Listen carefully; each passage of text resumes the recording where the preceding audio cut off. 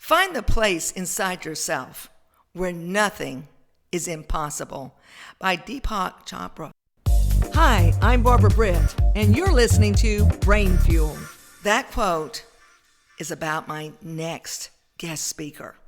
When I read that quote today, immediately Alice Givens popped up. This is about her. From the very first time I ever had the opportunity to meet her, work with her, strive forward with her, she sees farther, goes farther, dreams bigger. She never sees the impossible. Never. If something doesn't work and she goes around, and if someone's having some type of a problem, Alice Givens makes sure that she reaches her people and she takes care of them in her business. Today, she's going to tell you how she fuels her brain, because if she wasn't fueling it, she would not be able to see in the future, see past it, and create what I call the Givens dynasty. At this moment, I'm going to give you Alice Givens, and I want her to tell you all about how she fuels her brain. Alice? Thank you, Barbara, for the introduction. You are precious. Thank you. You're very inspiring, my friend. I feel all puffy now. And you look puffy too, so that's wonderful. Puffy. How do I power my brain? Number one is God. I mean, I'm always praying for discernment. I don't necessarily pray for patience, but I get that sometimes. um, I I keep a great schedule. I'm very disciplined in my schedule. Like a lot of people, I feel like I may not have discipline in a lot of areas of my life, but this is one. I do take care of my brain. I feed it regularly. Um, I do, like I listen to your show. Does that Okay. count? And you drink your water, right? I always have my water. Yes. But I do want to think about, I mean, I'm 55 years old and I want to always think about longevity, and I always want to think about being a part of something bigger than me. And as I live my life today, I know that I am creating something that I'll probably never see the end of, but I feel that. And there's such a great passion about that. Um, when people say, "Well, you're self-made," I did drop out of high school, but there's millions of people that dropped out of high school, and so for a long time, I felt like maybe I couldn't go forward because I didn't get all of these things done. I didn't finish school. I didn't go a regular path that in the back of your mind, you feel that people went. So I like to say when people have college conversations, like I really, I don't have those conversations because I just don't have any value there. I don't have any input because I don't have the story. However, with my story, I always felt like maybe that I couldn't go further because I had stopped. Um, but that's not true. And then when your mentor and mine, Paul Martinelli, really showed me that I can start right where I stand. And there was so many times that I feel like I had wasted time, and why start now? Why bother? Because, it's getting over. And I mean, I thought that when I was 30 and here I am 55. so, so now, it's like sometimes I feel like my FOMO, I've missed out on something, but that's so not true. I think about powering my brain in ways of I do a little exercise. And I was going to save this for you to the end, but it's really powerful for me, and I think it's a really a true, not really a best kept secret, but if you'll just try it, it will change the course of your life. But I do four things every single night. So I go through my day, and I have issues just like everybody else does. I have 8,500 phone calls. I have to restructure things all the time. All of a sudden, this is important and it becomes number three because something else, there's another fire. But I do four things at night, and I'm done. I'm getting ready to go to bed. I brush my teeth, not, trying to tell all my personal business, but there's that.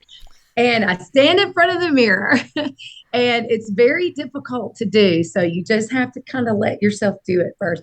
But I stand in front of the mirror, and I'm about to go to sleep, right? I'm going to get in the bed. I'm going to say my prayers. And I look in the mirror and I tell me three things that I am proud of you for today. So, three things. And it could be it could just be, I'm so proud of you for eating right today. Not any qualifiers. Well, you could have had that chocolate cake and you didn't do that. No qualifiers. I'm proud of you today for eating healthy. I'm proud of you today for really keeping your schedule and not diverting. And then I tell myself three things that I forgive me for, which is not easy to do. Three things. I mean, if you could come up with a lot more than that, but three just keeps you in the mindset.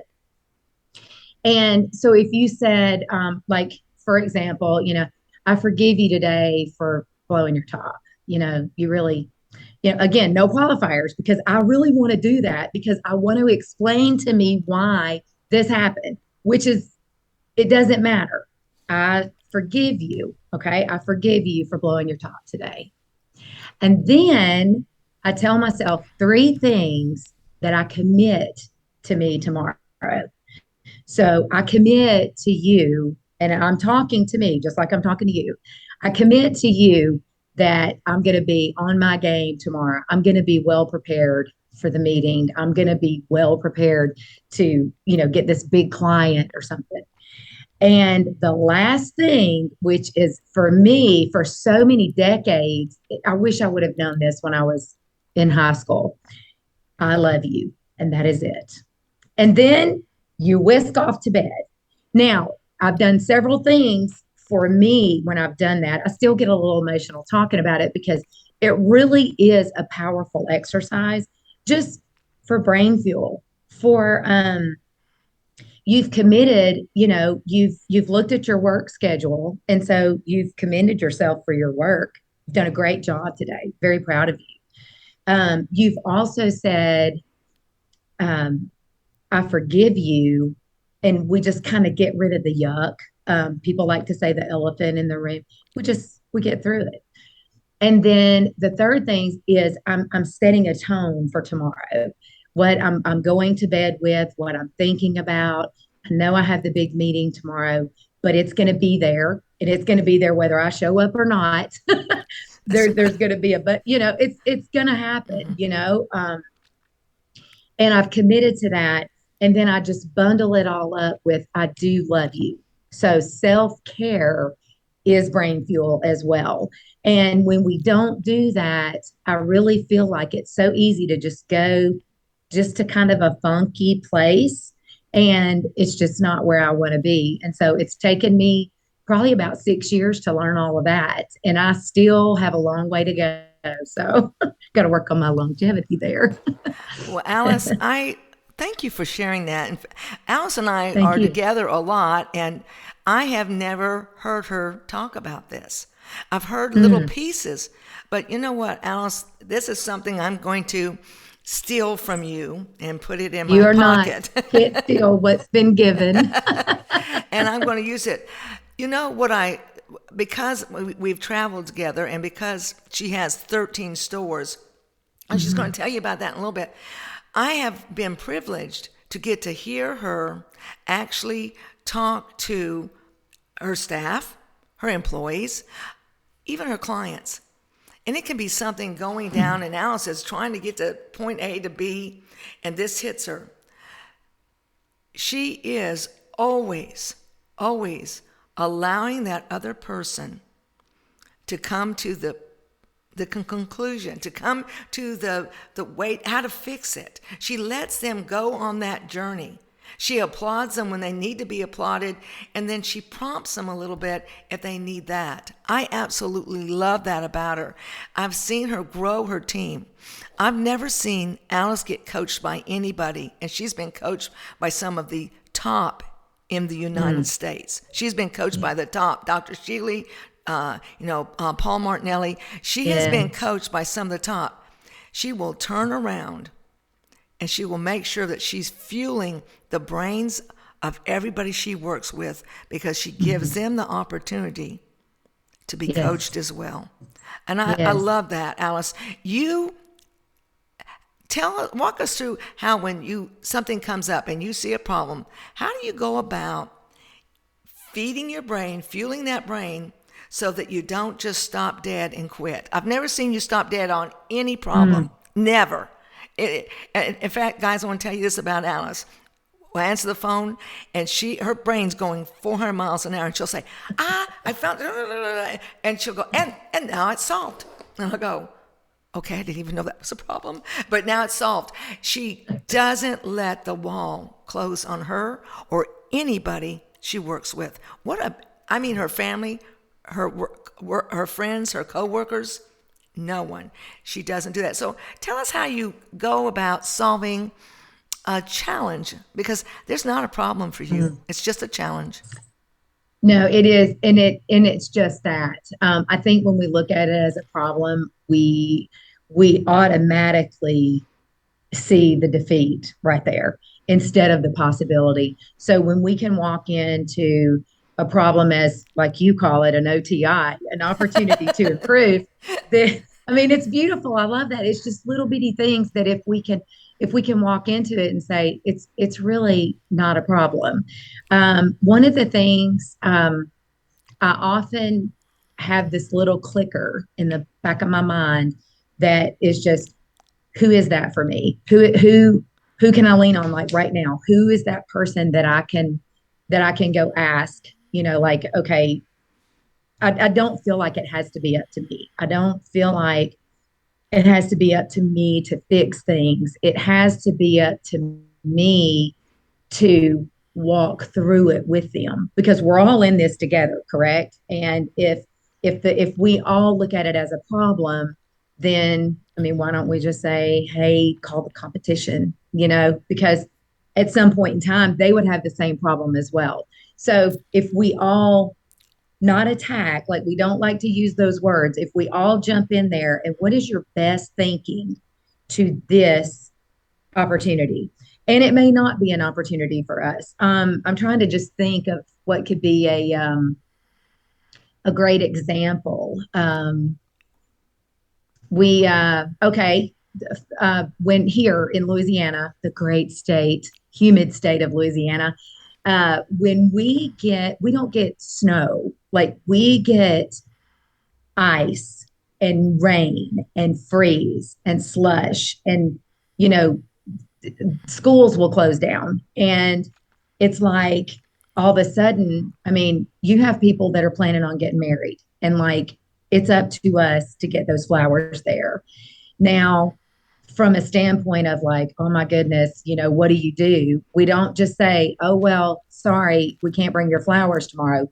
We will call and have, look, what is it we can do? This is an act of God, but we don't view it like that. Like we don't just say, like, I'm sure everybody's had something happen to them that has been deemed an act of God. And you're like, well, while I realize this, I might need a hug. Like it's bothering me. Like you need to help me through this. And like an act of God could be a freeze or anything that happens like that. But it's our job to get the flowers there. Well, we don't put people in harm's way, but we may say, hey, look, there are times that people will come and get it. There are times that if they want to do that as a company, we don't do that. But I feel like that makes my people feel safe. And we still get the work done. Maybe that's a terrible example. No. LA, edit. Because I've heard you and Sweet Boy get in the car. Sweet Boy is Alice's husband, and he is a sweet boy, and she is his sweet girl. And they have gotten in the car, and they've gotten in the truck, and they go deliver. They go take care of business. And something she Yes. didn't tell you, she has a concierge program. Now, that concierge program was developed out of a need. There was something that happened. Well, let me tell you Yeah. what, one of the best things I've ever seen a florist company do. So tell us about that, Alice. How did you get to there to solve all the problems? She solves all my problems because I just call up Robin, and Robin takes care of me. Robin is perfect. Robin is perfect. Yes, yes. And then I'll tell you about my problem. That's it. Because that's a great story. So the concierge came to being through a lot with Paul Martinelli. I mean, just being able to talk to him and saying, "Here's how we could collaborate." Like he does tons of lessons on collaborations. You collaborate across, you partner up, and it's always stuck with me. In the collaborative effort, I have many friends who call me and say, "Hey, can I get a floral arrangement? Can I get this? Can I get that?" And I'm like, we are wholesale. So we don't, not all of our locations do arrangements. There are a few exceptions, but for the most part, no, we're wholesale and we solicit the retail business. So we just started partnering with flower shops, and the flower shops would take the order and they go forward with it. We send you a picture if they'll send it to us. Sometimes they won't. It just, like during COVID, it was weird. And, I think that's another beautiful story to add to the concierge, that, Barbara Britt is going to send her friend Cynthia some flowers. And she calls the concierge or logs on and just places the order. Either way, you can talk to a person or you can place it online. And she wants to send the flowers. Here's the card. Here's everything. And then we get right back to her with, here is what you sent her. Because there's always that little question of, gosh, I wonder what it looked like. Like, I'd like to see what I got you. That's what I tell my grandkids. I give them $50 for their birthday. I'm like, can you send me a picture of what I bought you so I'll know? And, but it's really a beautiful thing that would just tie the bow on the package, to be able to have that. It's just that finishing touch. And that is part of concierge. It's taking care of something that you don't have the time to take care of and doing it just as good as you would.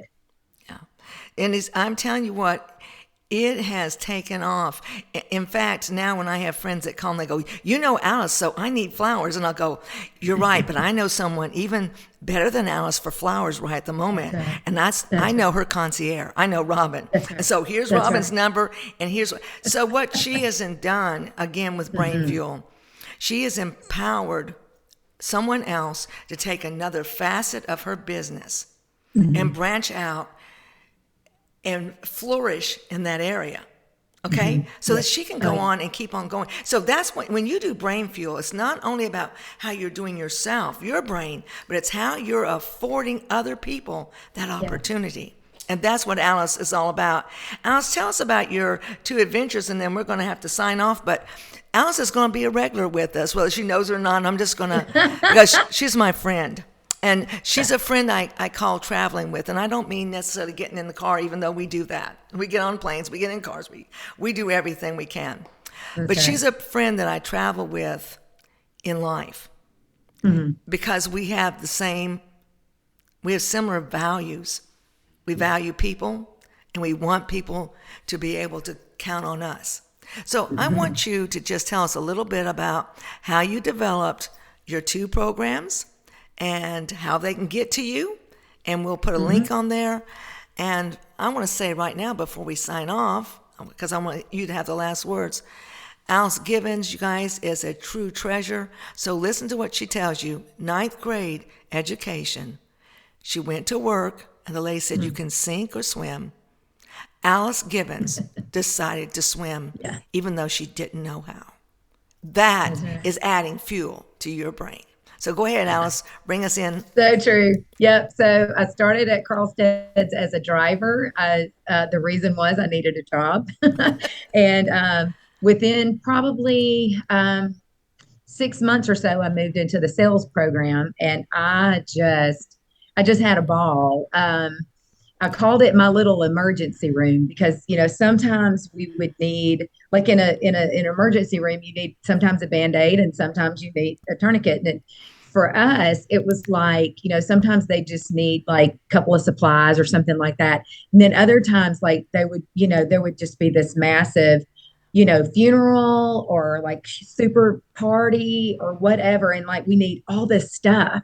And so I made it my goal every morning. As soon as I walked in, I would go in and see everything I had so that I was very articulate when I answered the phone. I knew exactly what I had. I knew how many bunches I had. And it made the difference for me in sales because we were already connecting rather than hold on a second, let me check. So within a couple of years, I was manager, and then I managed the Monroe location until, gosh, I moved to Georgia. I got an offer to buy the company, and that was in 2000. And we started talking about it in 2010, but we actually purchased it in 2012. And it was me and a partner. His name's John Cross. He's a precious lamb, and he has since retired. So. But this year in October will be 10 years, like a whole decade. And the company started out in 1926. So we're almost 100. So I'm Woohoo! excited about that adventure, that adventure. And then we just in around 2001, my brother, somewhere around there, graduated at NLU, which is now ULM. And he was in computer IT. And I was like, I'm like, people like to like click and point and put in their credit card and do some, like, can we do some things? And hence Flower General was created. And so now this baby's about 20 years old, and we sell box lots of flowers all over the world. We collaborate with wholesalers all over the world. And just the last, I'd say, 2 years, Concierge was born. And no, I think it was before COVID because it really took off during COVID. Mm-hmm. And just because, you wanted to send people something if you couldn't put your eyes on them. So, Well, you guys, just listening to her, did you see a train of thought? Alice, her brother graduated in computers, and immediately she started seeing what was possible. And he's now in business with her. And I mean, I love it because they're always going, I'm going to his house. He's doing this, he's doing that. And he's good at this. And he takes that over now and I do this. When I walked in, been able to go to 2 of her stores. I've been so lucky. And what I love is they all pull together just like you see Alice. Someone can come in and have an emergency. Someone can do this. She had a gentleman that walked back after having a heart attack. And all that. And when he walked in, they said, boy, we sure have missed you. We need you. And he was still a little bit shaky. I turned around in 5 minutes and he was over there creating because he is a creator. He is awesome. Yeah. And he was creating, and all of a sudden he was frightened at first. He was nervous. I saw him relax, and he started creating and doing beautiful things. He's back at work. He's where he needed to be and he wanted to be. That's what Alice does, and that's the brain fuel that she does. And so she'll be on with us again. So, give her a hand, give her a clap wherever you're at. I believe in that, even if I'm by myself. But I'm not, so I'm going to give you a clap. I look forward to it. So thank you, Alice, for joining us today. And remember this. Remember, this is Alice's quote. Yeah, Deepak Chopra, he said it, but really it's Alice's quote. Find the place inside yourself where nothing is impossible, because she reaches out and she moves up.